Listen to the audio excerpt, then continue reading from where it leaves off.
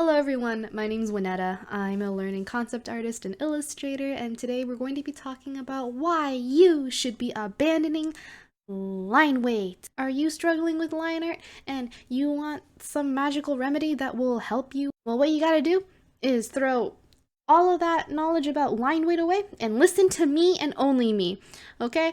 Uh, what we're going to be doing is that we're going to be looking at a bunch of professional artists and we're going to be analyzing what makes their art look good. Our goal in this video is to remove the distinction that line weight or line density equates to better line work. Quite often on YouTube, I feel like there's a relatively big community that feels if you really want to improve your line work, all you have to do is, put in ambient occlusion, put in line weight where there's shadows, and all those elements are very important actually, and I don't want to disregard them by any means whatsoever. However, the purpose of this video is to bring up other aspects of improving your line quality, which includes line accuracy and line confidence. I'm prescribing you a brush that I think that everyone should be using at least or exercising at least once in their artistic life, which is just the hard round brush with no opacity and no size jitter. This makes a very rigid brush and it brings out all the mistakes that anyone could possibly have when they are drawing. So why are we using such a small brush? Bigger brushes have a lot more wiggle room in terms of what that line truly means. If we just draw a big line like that, and then a pole, and then we're going to draw a pole like this, and then like that, we don't really know how we can translate that into a drawing. Well, for example, if we use a 1 pixel brush, if we were to paint, we know exactly where the sky starts and the ground begins. We're going to draw 2 poles here. I'm using my mouse right now because I put my drawing tablet away. I want this pole to be thicker, and I want this doohickey thing to be thinner, and then we're going to do that. This is a lot more informative than something like this, for example. I'm destroying everything. What is this? Okay, so why are we ignoring texture? We're ignoring texture because for our purposes, texture does not add anything to what we're trying to learn here. Texture has the ability of conveying mood in a very meaningful way, and it's nothing to ignore at the end of the day, but texture also has a very remarkable ability to hide mistakes or habits that you may not desire in your workflow. So if you are someone who is very used to drawing like this, right? And you have a brush that looks like this, when you zoom out, it's gonna kind of feel like you're not doing that. The goal of learning how to draw with just a hard round mouse settings brush is to train ourselves to be more efficient and to remove perceivable mistakes that we can have while sketching. Alright, so we're going to talk about why specifically we're ignoring line weight. Line weight is extremely important to convey ambient occlusion and overlap, enhancing the overall silhouette of a sketch. Those are very important things. However, after a certain point, lines become shape, and shape is complicated. And it's something that I would actually love to explain in another video because I just find the topic so interesting. But because of the nature that lines eventually turn into shape, I think it's best to separate the two for now. If you do not have the overall line confidence to draw things in 1 pixel mouse settings, who's to say that you can fully utilize line weight in its most effective way, right? Maybe you're someone who loves using line weight and you do use it very well, but there's still something slightly missing. And that's the purpose of the video, to just understand and try and exercise the removal of line weight and see how you fare. And if you're really, really interested in learning line weight, I highly recommend this video by thicck. It's called Inktober 14 Line Weight Tutorial, and he does an amazing job explaining why, when, and how he does his line weights traditionally. These sketches that I'm showing you here, I believe, do a fantastic job of showing information while also being very appealing. And these sketches and illustrations don't integrate line weight into their overall body of work in a spectacular way. What's important about this piece of work that we can learn from is that this person has the incredible skill to be extremely accurate and purposeful with their lines. Yes, there is ambient occlusion here, But we're going to ignore that for now, because even if we take those things out of the way, it doesn't actually detract from the overall illustration that much. The draftsmanship is there. Here we have a very loose drawing from Matt. We notice that not everything here is very accurate, but that's kind of purposeful. The intent of the drawing is to convey like the overall shape, and everything that is relatively gestural is meant for your brain to fill in the gaps, and that's super important. As well, Matt is a very like efficient artist. He probably does like 10 million sketches a day. He does like so many drawings. He is so confident in his line work. It's actually really amazing. But I'll stop complimenting him for now. We're gonna go to Kevin, where he kind of takes these two aspects here and puts them in a very beautiful and extremely tight illustration, right? But if you look at the lines closely, not everything connects, right? Look at how wobbly these lines are, right? Like, oh, they're not perfect, and no, he like overlaps them and shit, right? Like, oh no, that's a sign of bad line quality, right? No, it isn't, because tight and clean line work does not make better line work. It's just a different way of doing line work. These lines are very gestural in nature and give him the information needed to continue on with the drawing from phase 1 to phase 2, which is blocking in values. So we're going to talk about curves and straight lines. There are different types of curves, and we can break up those curves with straight lines. I recommend when we draw curves, we want to understand what kind of curve it is. For example, the difference between this curve and this curve is that the apex here is like on a third, the apex here is like on a fourth or fifth, right? And they're kind of naturalistic and predictable.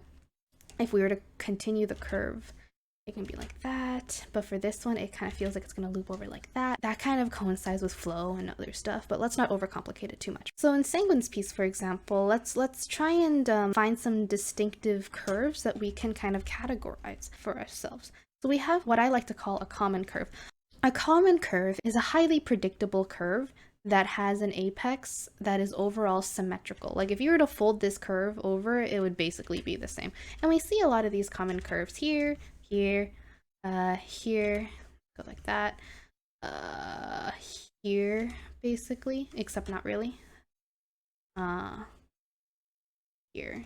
And then we have more complicated curves, this kind of curve here, where the apex is more at the end. Now that we've like learned how to distinguish those curves, let's talk about breaking down those curves to make it easier for you to draw, because you might not have the line accuracy needed to draw common curves. You know, maybe you see like a really smooth S curve, and drawing the exact same smooth S curve is really difficult. So what I'd like to propose is whenever you draw a curve, never try and trace curves and one-shot them. Usually you will have kind of a wobbly line, you know, like as if you don't really know what you're doing and it's not perfect. Like you get these little kinks here and kinks there. And if that's not something that you desire, I recommend breaking down the curves into straight lines and then curved lines, more often in C patterns.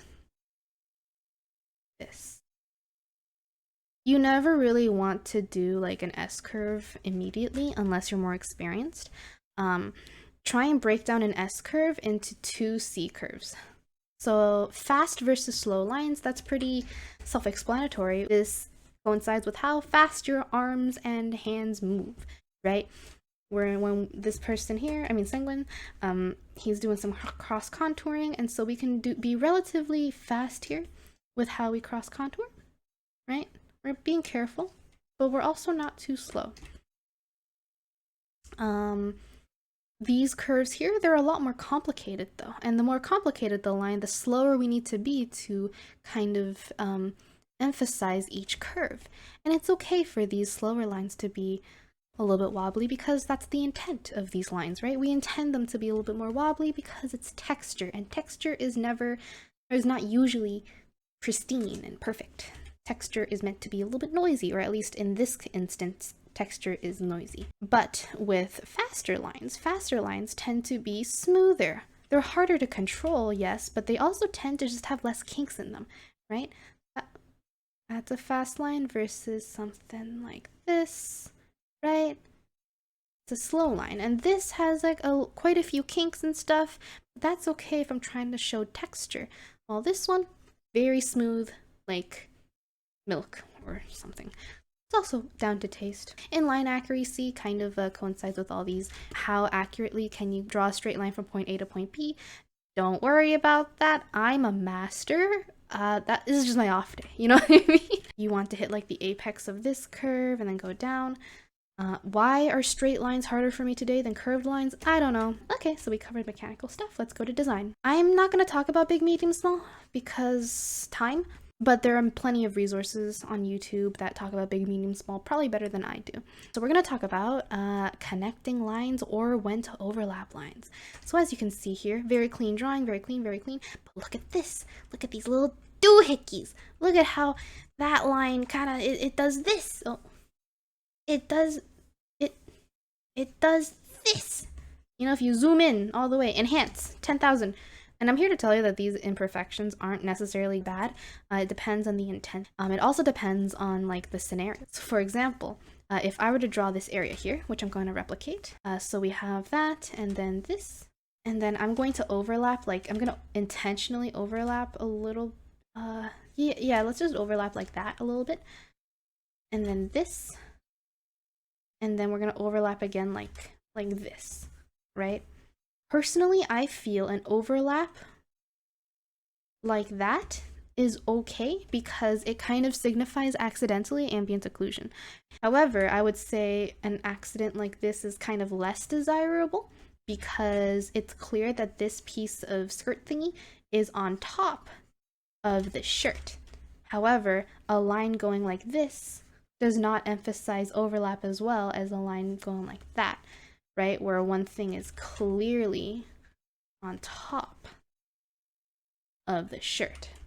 So it's up to you to decide when overlap or imperfection is okay.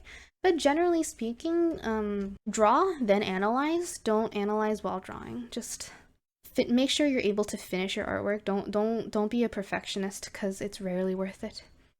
Here we can see that this person did the thing that I was talking about where she didn't really want to draw a full S-curve because full S-curves are kind of very hard to do, and instead split up the S-curves into smaller bite-sized chunks.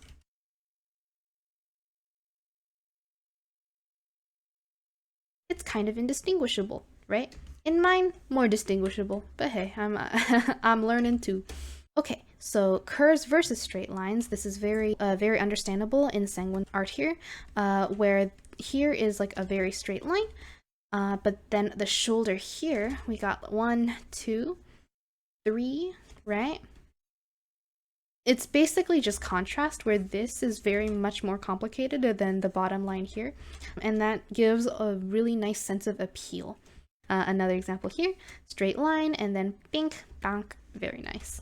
All right, trapezoids are cool. This is a thing where we want to taper the apexes of a line. So we got 1, 2, and then we got 1, 2, and the apex of the curves are here and here. If you were to shift click, notice that it's not straight, but diagonal. Very good, very good. Let's do another one. Apex, apex, bam.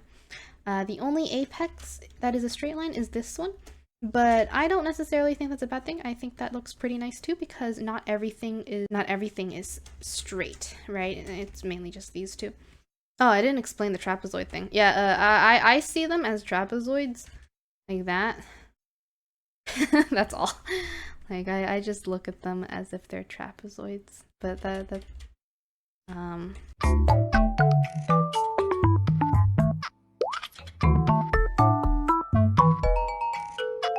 and tapering shapes. Tapering shapes is very self-explanatory too. We can see it done on Matt's drawings. This simplified shape is like that.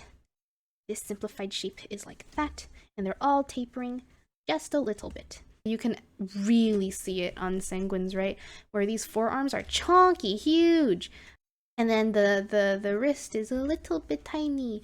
And it makes this awesome vortex cone shape. Now that we've finished talking about mechanical and design aspects while drawing, let's talk about how important it is to actually have perfect line work or perfect drawing skills as a professional artist. So here I have examples of, finished artwork that has absolutely pristine line work. The accuracy is insane. It's absolutely ridiculous. This artist's intent was to use their line work as part of their final presentation. Anime art, a lot of the times anime art or certain cartoon styles have integrated line work as part of their final presentation, and if that's something that you want to strive for, then having extremely precise and accurate drawing skills will be really important to you. From what I can tell from watching speed paints of these kinds of artists, they tend to almost be perfect when drawing everything. They don't really tend to push and pull too much or deviate too much after the initial drawing. What if you genuinely don't want to practice extremely tight line work, but you still want to do anime art? There's still a way to do literally anything. I love anime art like this as well, where there is line work involved, but it's often more painterly and like an after process, more so than beginning of the phase, draw everything perfectly and then paint underneath and then paint a little bit on top of the line work. I'm pretty sure here, like, these have like, these might be Photoshop. These might be Photoshop. No, I don't think so actually. Applying layer styles your layer with outer glow on these settings makes it so that whenever you paint, an outline automatically forms around your brush strokes. Rolua used this time-saving method, usually for hairs at the back or small strands for that extra bit of detail. We don't really see line work in the inside of the paintings here. It's mainly just the outside, a rim light. Those are often pushed and pulled somewhere in between the middle of the painting process. So the Ahri rework got released literally an hour ago. So now I have to revamp my entire video to include the Ahri splash work because I'm not biased or biased. I just wanted to feature this in my video in replacement of some other stuff that I said because I think this video just does A, it's relevant, B, I think it does a much better job of pointing out what I mean when it comes to line work not needing to be the central focus in terms of draftsmanship. Line work merely needs to aid you in the process of advancing further, depending on what kind of illustrator you want to be. You can also see aspects with this drawing where we see the repeated C curves, like the simplistic C curves kind of being like this person did 1 stroke, 2 strokes, and then a 3rd stroke rather than one long complicated C curve here. Oh, it's so good. As you can see, the drawings get pushed and pulled so much in the painting phase that it doesn't really matter too much how accurate and good your line work is depending on the type of art that you do. I don't know who illustrated this. I don't think they've posted yet, but my guess is Alex Flores or Terrence Cantel. This has nothing to do with this video. What was I talking about? What was the purpose? Why am I here? Okay. This piece was made by Jeremy Aninos. They're so gestural. Look at these scribbles here where he initially thought, probably while sketching this, oh, there's probably a fold there. Either that or maybe there's like a hair overlapping there. The thing is though, these are all very experienced artists who after a long time are already really confident in regards to how they turn their sketches into cleaner paintings. So for some artists, right, they have more cleaner sketches where they want to communicate form and contrast a lot more with the values and transitions in the sketch phase, which is ridiculous and amazing and beautiful. And for some artists, they just want to focus more on the value blocking and value transitions after the sketch phase, which is what Jeremy Aninos does, right? Which also works. Do whatever's faster for you. I mean, look at those lines. Look at them. Yeah, okay. This person has a lot of great line confidence with only very careful line work done in like areas of detail density where like the artist is more focused on making you look at the face and the shoulder stuff. So that's the intent of the drawing there. No need to be more specific than that with your line quality. When it comes to painting, right, doing like an underdrawing, again, the same beautiful line confidence, an intent, but we kind of don't actually, us as the viewer, we don't really know what these lines mean. If this sketch were given to us, we don't really know what this hand, oh, I kind of do actually, it's pretty well done. But like, for example, this coat here, right? We have to kind of interpret what all these lines actually mean. It's relatively messy for us, the audience, right? But does that mean this line work is bad? No. Why? Because these lines weren't made for us. These lines were made for her, or him, by Sukling, which is a very important distinction. I don't want people to walk out of here and think that line quality is like everything, because it really isn't. It's actually super interesting to dive in deep and be like, okay, so for Kevin, at least for this world, rocks, right, are just like almost right-angled, blocky type of shapes. Each time we're trying to draw rocks, now we know how to just draw them without needing to paint them. For Kevin, plants are more triangle teardrop shaped. So more like this, right? That's a plant to Kevin. For Kevin, drawing clothes, fabric, or shoes, or I think that might be leather, is to draw these little dinky, small little thingies. And maybe this isn't consistent in all of his drawings, but in just this illustration, right, we know all of the materials relatively well. And that's awesome. Just with lines, you take away the value, it takes away a little bit of the three-dimensionality, right? But isn't that just amazing? Line weight doesn't actually matter. When you take away line weight, you're left with just the language of what the lines represent, and that's awesome. Okay, I think I did a good job nerding out there. And largely with illustrators, the main way you are going to communicate with your art isn't really through lines necessarily, but it's through composition and blocking out your values. It's very normal for splash illustration to be changed like heavily throughout the entire process. Never will the initial line drawing be even like 85% accurate of what the final splash is going to be. Okay, final thoughts. So I hope that wasn't too much of an information overload. Overall, when it comes to drawing, mileage does take you a long way. Like, I just feel like mouse setting brush just simplifies line work in such a efficient way. It's just such a relief learning how to use it. And always experiment. Right? I feel like a lot of people just don't see a hard round brush as like an appealing brush, when it is. Hard round is like the holy grail of brushes, and more people need to like embrace it. You know, experiment with it. If it doesn't work, try again. If it doesn't, move on. If you look at my Instagram, all of my work looks different because I don't like doing the same thing over and over again. I want to like learn about different methods that could benefit me even more in the future. And despite hard around being like one of the worst learning experiences of my life, it's such a fickle thing. And this is a quote that Sori Kim said during our first class of Foundations 1 at a brainstorm class. She is the queen of draftsmanship. She is godlike. She told us that bad draftsmanship does not equate to being a bad artist. I just love the quote in general because if you do have a really hard time with one specific skill, whether that be painting or clean line work or draftsmanship, there are other things that you can do to bring out the best in you.